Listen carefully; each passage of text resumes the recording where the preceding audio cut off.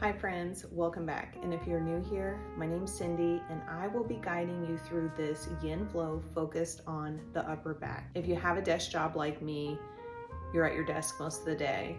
You're possibly not paying attention to your posture. You're working hunched over, which will cause a lot of strain in the upper back. These asanas are perfect for that area. Props that I recommend are 2 blocks and a bolster, and of course, whatever you prefer in your shavasana. So go ahead and grab what you need, roll out your mat, and let's get started.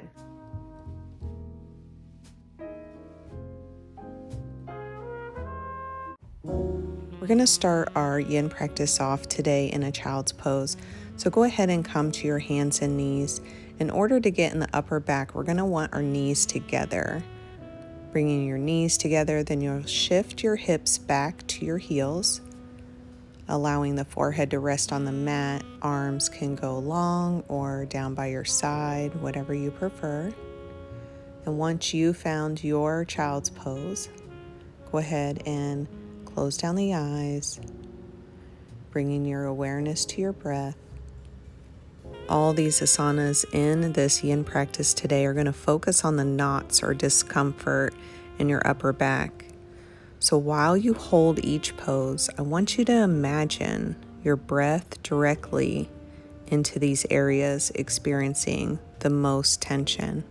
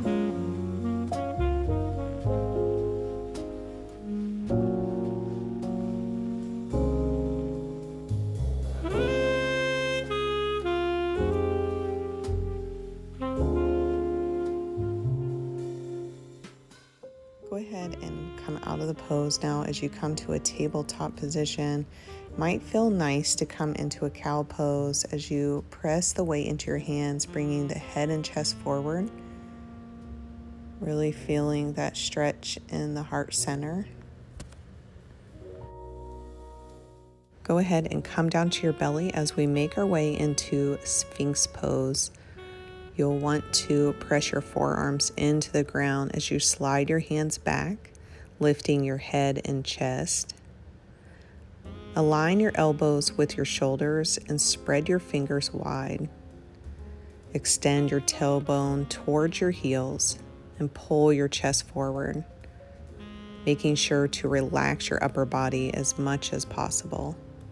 Remembering that we do not want to feel any pinching in the lower back. And if you feel that, go ahead and try to slide your arms forward to take a little pressure off the lower back. We want to feel this more in the upper back. You'll want your inhales and exhales slow and steady. Hold here.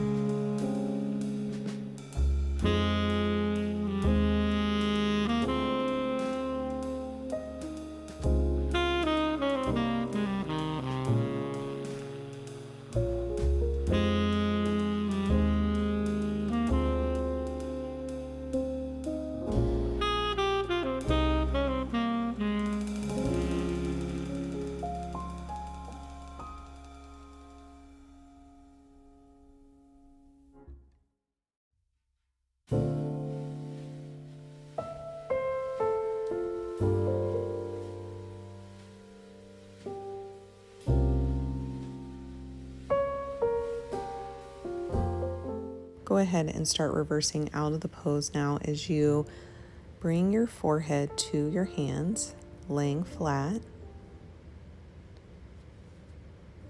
And then making your way to a child's pose. This time your knees can either be together or knees wide on the mat, whatever feels the most comfortable. This is just a quick reset before we move into our next pose, which is melting heart. Moving your way into a tabletop position. Once here, you'll walk your hands out in front of you until you can lower your forehead on the mat. Really reaching through your arms, softening your neck and upper back as you feel your rib cage expand. Your forehead doesn't meet the mat, go ahead and place a block underneath it for more support.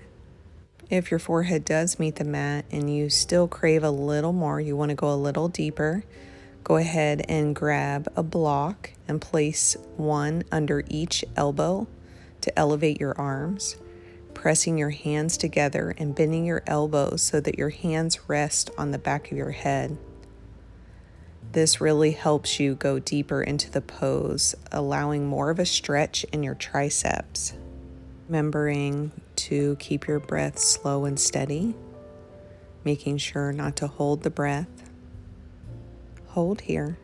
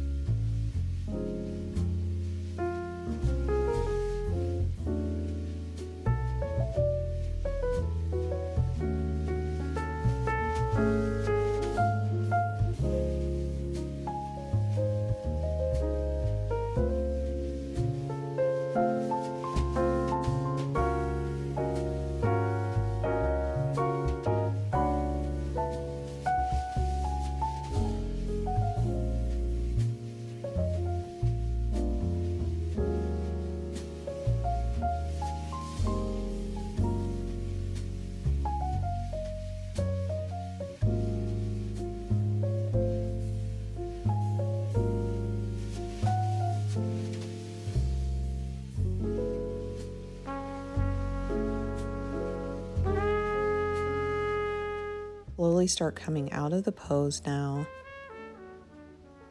being extremely mindful. This is a pretty deep stretch, especially if you use both blocks. As we move into a quick cat pose, I like to use my blocks and press into the palms of my hands as I around the spine, bringing my chin to chest.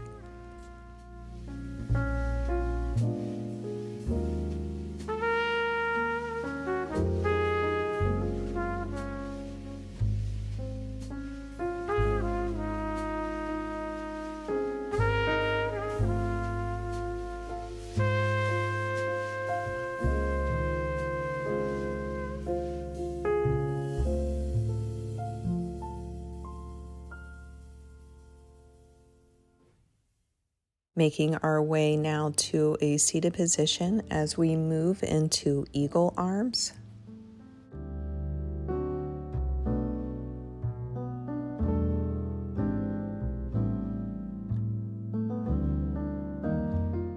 If you're in your seated position, go ahead and bring your left arm in front of you, bending your elbow at a 90-degree angle, wrapping your right arm underneath the left elbow.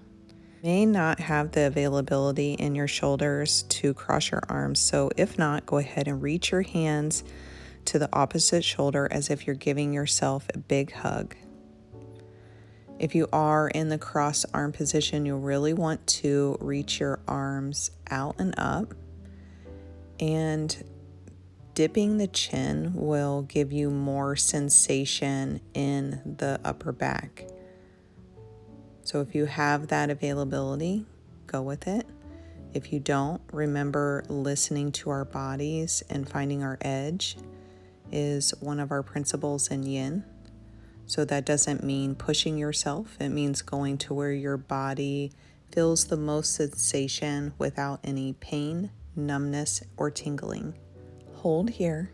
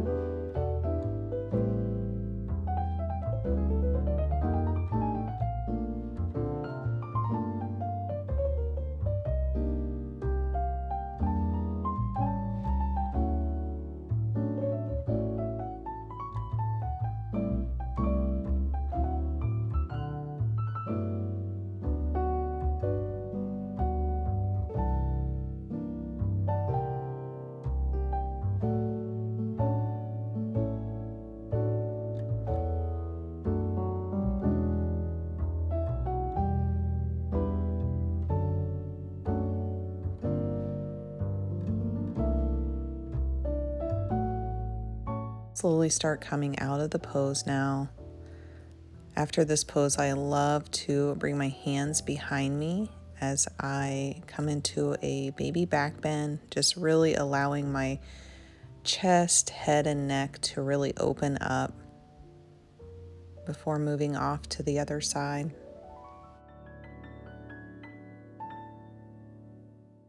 Moving off to the next side now, we'll want to take our right arm, bending at the elbow at a 90-degree, then wrapping the left arm underneath. Again, if you have that availability. If not, go ahead and cross your arms, giving yourself a big hug.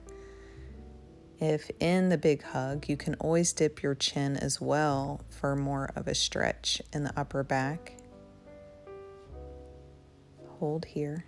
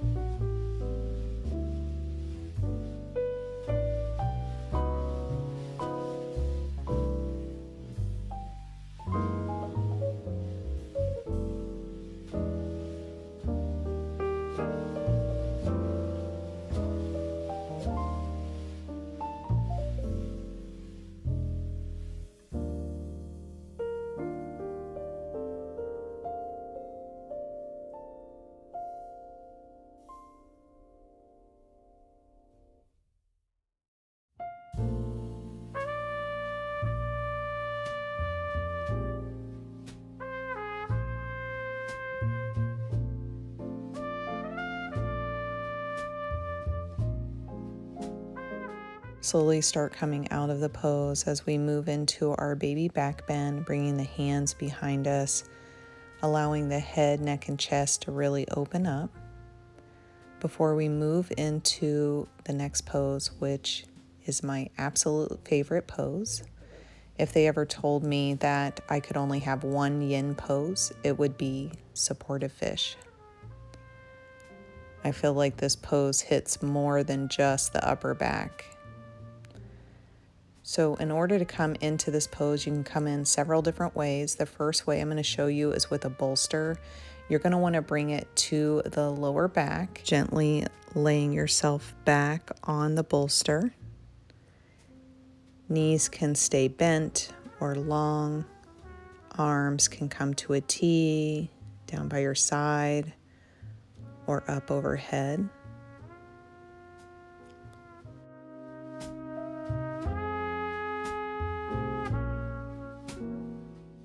I love the bolster, but my favorite is using 2 blocks. And how you're going to want to do this is you're going to want to place one lengthwise, and this one's going to be for your upper back. And then placing one above that perpendicular, and that's going to be for your head.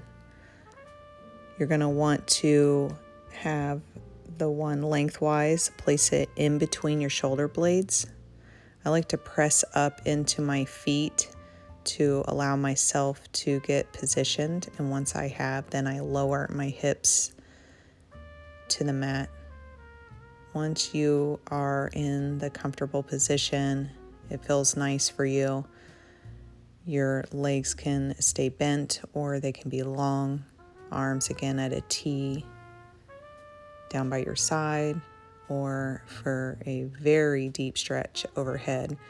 If in overhead, you want to really make sure that you don't feel any pinching, numbness, or tingling. That is where typically people feel that, and we do not want to feel that in this practice. Because I love affirmations, when I'm in this pose, I love to use the affirmation, I am open and ready to receive. Hold here.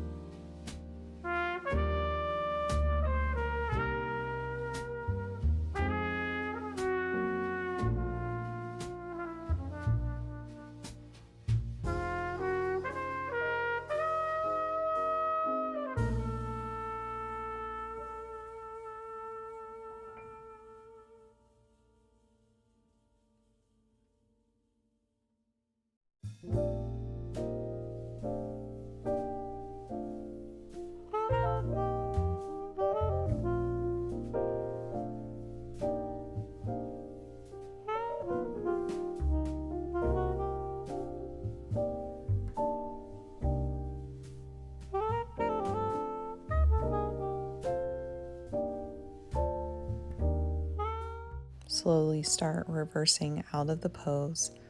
This one you want to be extremely mindful, especially if you're using the blocks like I am.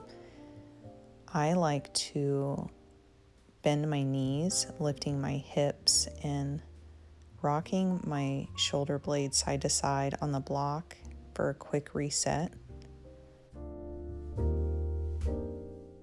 I like to come out of this pose by dipping my chin to my chest, pressing in to my elbows as I lift myself up. We're going to come into a quick forward fold. So just walking your hands out in front of you, going to where your body allows you to go. Touching the toes is not our goal here.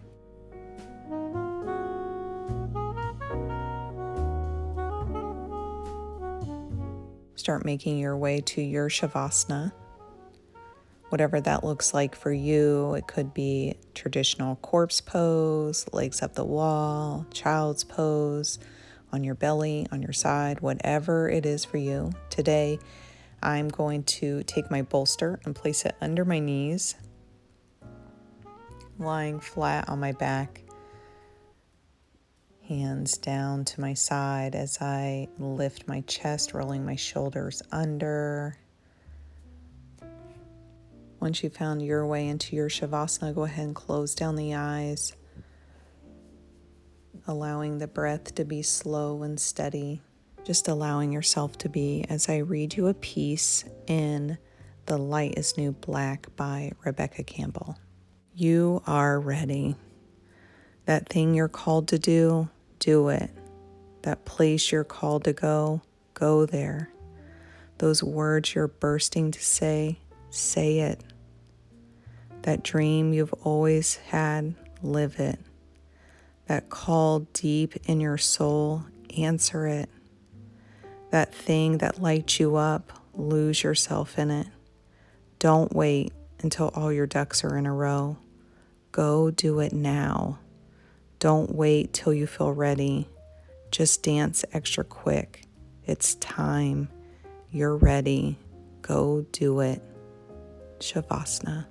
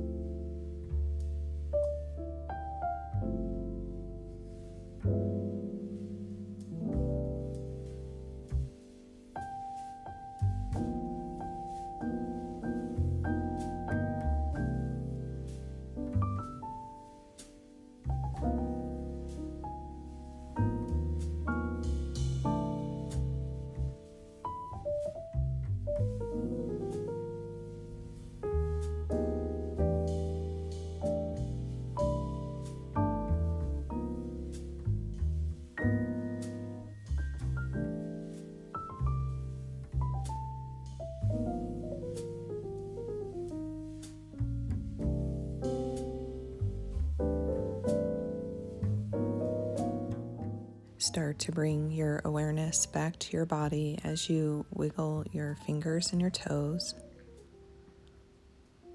Possibly a full body stretch would feel nice right now. And when you're ready, go ahead and roll over to your favorite side.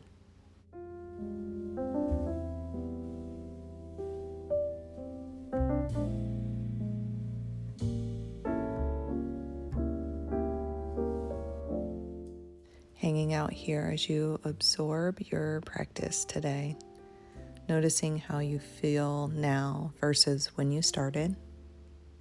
Pressing up into a seated position as we will take one final breath together.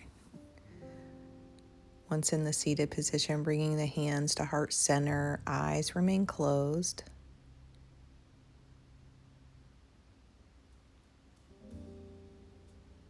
We'll take a deep inhale in together, inhaling through the nose, open the mouth, exhaling all the air out. I want to thank you for sharing your yin practice with me this week. I hope this practice gives you a little more patience for your week. The light in me honors the light in you. Namaste. Thank you so much for joining me for this yin flow focused on the upper back. If you have any friends that would benefit from upper back tension release, feel free to share this with them. Sharing, liking, and commenting my content helps me bring more yin videos to you each week. Don't forget to subscribe so you don't miss out on any further yin videos that I post. I hope you all have a wonderful day.